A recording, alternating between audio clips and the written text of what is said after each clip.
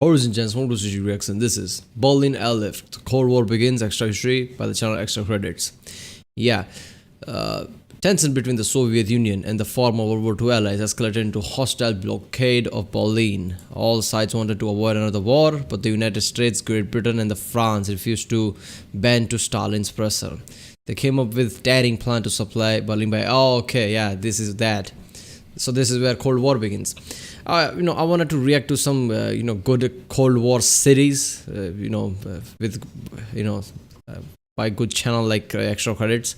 I don't think this is a series, it's just one video thing, but there could be a series. Is there a series on Cold War by this channel? I don't know. So yeah, but this is going to be fun. Yeah, I remember watching, reacting to some video in the past where, somebody just, just thought of it like, why not just supply it with the planes? I mean, they can't blockade that.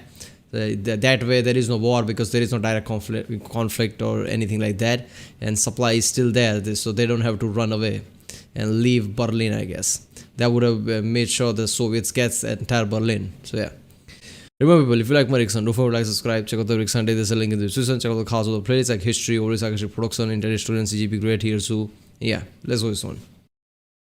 June 1948, the Oval Office. The cabinet gathers for a conference with President Truman. 4 days prior, the Soviet Union blockaded the American, British, and French-occupied sectors of Berlin. With the divided city located 100 miles inside the Soviet-controlled zone of East Germany, there's no way for American food and fuel, the lifeline of its undernourished populace, to get through. The city only has 36 days worth of food remaining, and only 45 days of coal. Allied troops... Hold up, this is what I'm thinking, right? When the World War II ended and the Allied forces, I guess, took over Germany and everything, why didn't Britain, France, and USA thought, this is really bad, bad strategy. So if you're going to take this place, let's take some place in here too, in whatever treaty they signed with Russia, Soviet Union, whatever. Let's take this place too. Otherwise, this is an issue or something like that. Because after Germany fell, every Allied forces, Russia and Soviet Union and every other Allied forces took places, right, by some kind of a treaty or something. So this feels like a really bad plan. Why didn't they take some places where they know the supply line can be intact and we are not surrounded by Soviets or something? Inside the Soviet-controlled zone of East Germany, there's no way for American food and fuel, the lifeline of its undernourished populace, to get through. The city only has 36 days worth of food remaining, and only 45 days of coal. Allied troops are surrounded, outnumbered 62-1. The cabinet lays out 3 options. 1. American forces could withdraw, but that would signal that Western democracies are unable to counter Soviet aggression.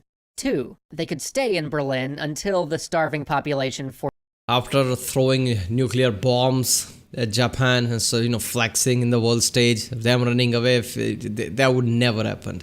US running away at this point would never happen. Forces them out and accept Soviet rule out of desperation. Or 3. They could send an armed convoy to open the roads, but that would start another world war.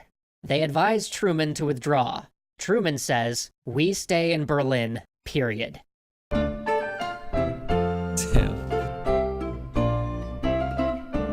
Look, if somebody hadn't thought of like let's fly supply in, and people were still like, we can't run away, what should we do? I think there would have been a conflict because they would have just played the card like they are blockading, so in a way they are the one who's showing aggression, so we have to fight back or something like that. That's what would have happened. You remember that series on Hiawatha we did a while back? Those episodes were sponsored by the folks at Dominations, and we enjoyed doing those so much that when they said, hey, we're about to introduce the Cold War era into our game, you want to do some episodes about that? Our answer was, heck yeah, we do. So today we are going to talk about the Berlin Airlift, an event that not only set off the Cold War, but established how it would be fought. You see, after Germany's surrender in World War II, the Allies divided Germany into 4 occupation zones, the Soviets in the east, and the Americans, British, and French in the west, and Berlin, though it lay in the Soviet zone, was divided as well. The problem was that the Allies had 2 competing, irreconcilable visions for Germany. The Soviets had suffered 2 German invasions in the span of 30 years. They wanted this country broken and subordinate, so it could never threaten Russia again. They also wanted it to function as a buffer. Right now, if somebody hears that, like, breaking up Germany. What? That feels like a bit radical or something like that. But no, it's really not. Before World War One, it was just few decades when Germany became a thing. Before that, it was Prussia. Bismarck made Germany a proper state.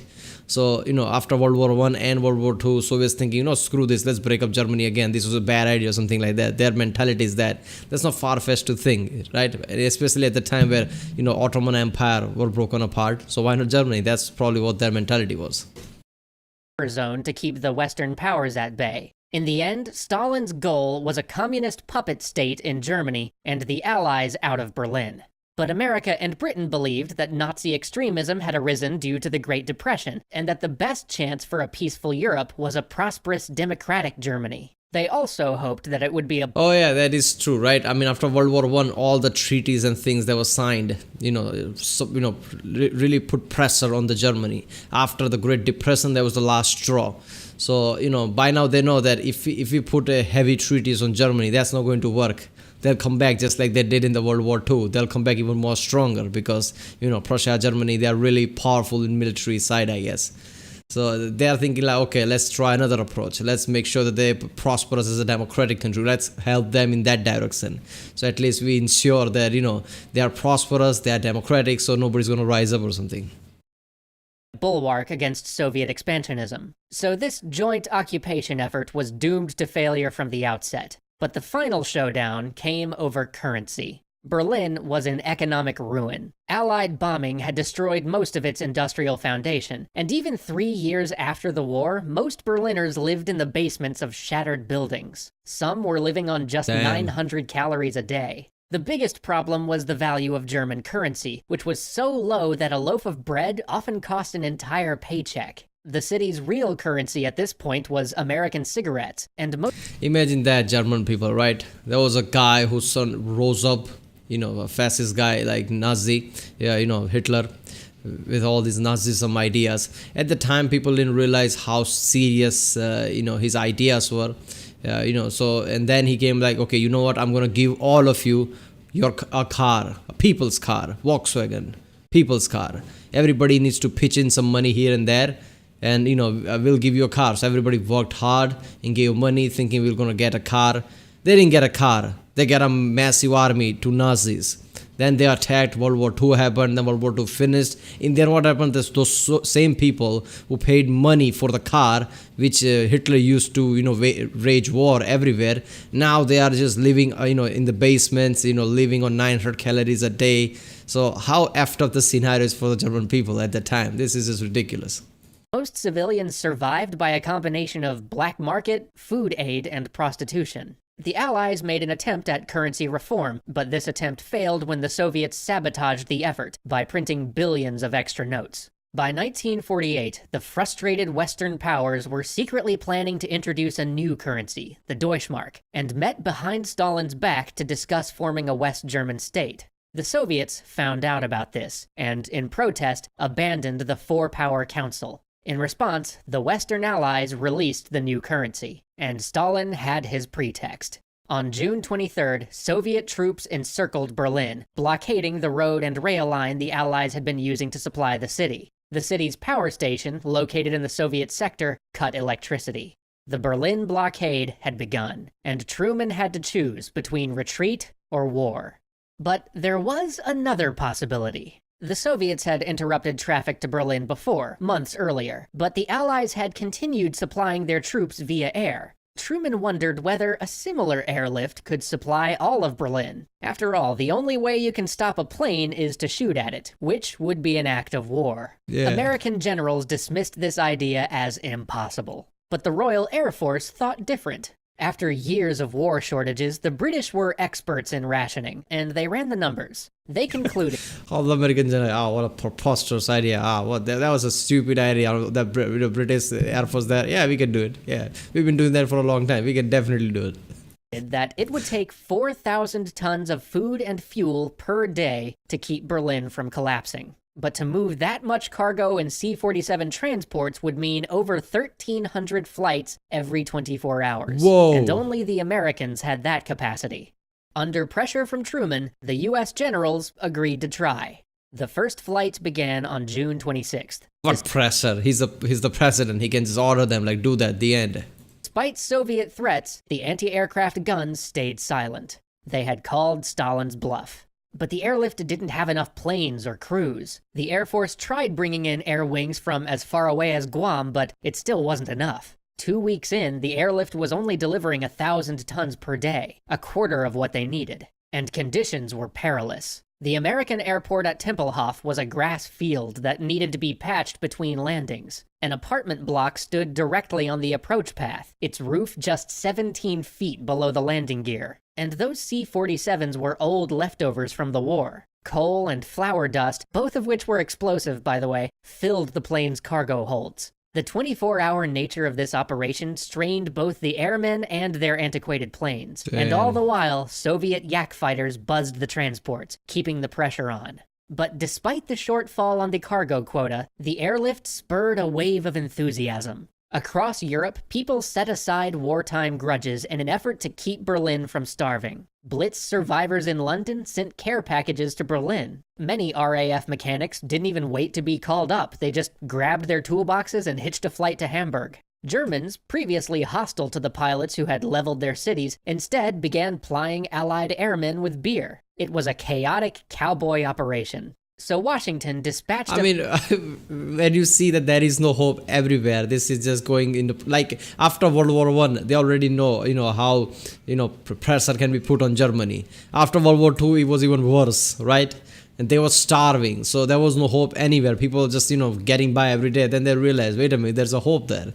They're trying to get us food by, planes and things. So of course, there's going to be, real enthusiasm, like, yeah, let's help there or something. A man to tame it. General William Tunner was a taciturn man who loved him some charts. During the war, he had commanded an airlift that flew supplies over the Himalayas and into occupied China. Now, he was given the objective of delivering 4,000 tons per day. First thing first, he created a tight schedule. Planes would take off and land at precise 3-minute intervals, and the flights would stack at 5 altitudes, maximizing the number of planes in the air. When the crews landed, they'd have 30 minutes to unload before taking off again. He's gonna micromanage this also shit. enforced maintenance checks, brought in fresh U.S. Navy pilots, and replaced the C-47s with larger capacity C-54s. To make up for the ground crew shortage, he hired Germans to unload cargo and patch runways. And after translating the maintenance manuals, he assigned former Luftwaffe mechanics to repair planes. Men who had been shooting at each other only Big planes anyway. Wait a minute, there was a Fallout reference? 3 years before, now worked side by side. Tunner's shakeup worked. On August 12th, the airlift reached its target for the first time, 4,500 tons.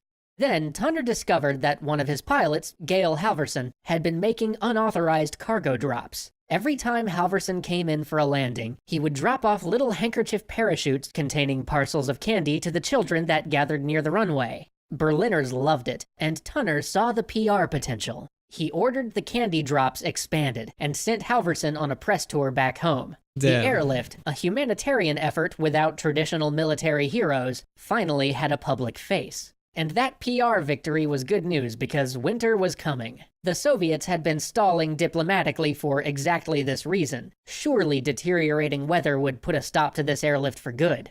Fog came in heavy that season. At times, it lay so thick on the runways that ground crews had to crawl for fear of walking into an unseen propeller. Aircraft landed in zero visibility with ice. Oh my god, imagine that scenario where you have to crawl because you can't see anything. It's, snowing everywhere. There could be a propeller coming. Oh shit. First of all, I'm just imagining being there, gigantic plane coming with the propellers that could cut you down anytime. That is just ridiculous, man. Iced up engines. They collided in midair. They smashed into mountain ranges. Exhausted pilots fell asleep at the stick. Meteorologists, circling in B-29s, alerted ground control of 15-minute breaks in the weather that would allow flights to get through. And somehow, they did.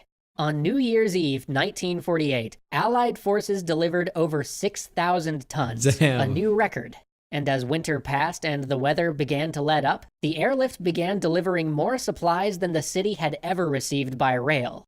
This success emboldened anti-Soviet politicians within Berlin. In September, Ernst Reuter, elected mayor in 1947 but blocked from taking his seat by the Soviets, gave a fiery speech before a crowd of 300,000 Berliners, imploring the world not to abandon the city to totalitarianism. That December, he won the mayor's office, appearing around the world as the face of Free Berlin. In retaliation, the Soviets installed their own communist city government in East Berlin. Stalin's strategy had backfired. Instead of preventing a West German state, he had fueled it. Far from revealing Allied weaknesses, he had allowed them to take the moral high ground, demonstrating their commitment and turning Germans from an occupied people into comrades. And the blockade was damaging East Berlin's economy. Its factories couldn't function without goods from the western sector. The Soviets had been outmaneuvered. On May 12, 1949, Soviet soldiers removed the roadblocks and allowed the first American supply convoy to pass into Berlin. Look at that. One side tried to suppress everybody, tried to starve everybody, lost because other side was, was really had a genius ideas, flew in supplies and had a, real people support because they were actually trying to help people. That road would never close again. In 15 months of operation, the Airlift delivered over 2.4 million tons of food and fuel, saving Berlin from famine.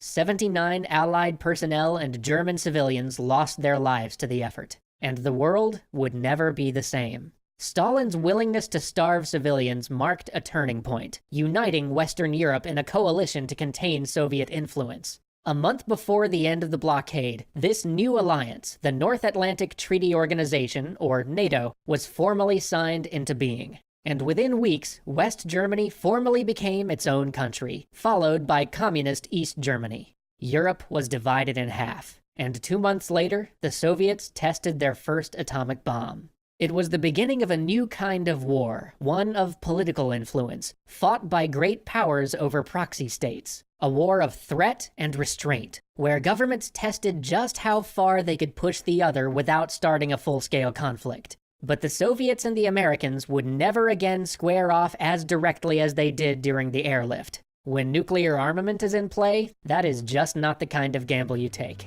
Yeah. Thanks again to our friends at Dominations for sponsoring this episode. Damn, that was something, right? I mean, after World War II, the literal two ideas got separated. Soviet Union obviously having the same old style ideas of communism and suppressing Germany, while other side is like, okay, you know what, enough of rinse and repeat kind of process, this is not working. There is no point of punishing Germany in any way. It's best to make sure that they become more prosperous democratic country, so World War III doesn't happen, just like World War II happened because of World War I and all the treaties after that. So this is how the Cold War began. The ideas got split between the Soviet Union and all other allied forces. That was something. But there was a grave mistake by them, right? When they decided to split Germany into who's going to take which power. When the France, UK, US decided to take Berlin and their side, then gave all the surrounding areas to Soviet Union. That was a bit weird thing. They should have kept a patch. They gave them clear way. Otherwise, this was inevitable. So yeah. I hope there is a more detailed Cold War series from this channel. If there is not, I guess comment down which other channel has great Cold War series. I really want to react to that. Alright people, if you like my reaction, don't forget to like and subscribe. Check out the Rick Sunday. There's a link in the description. Check out the cast, please check out the end cards, and I'll see you next time.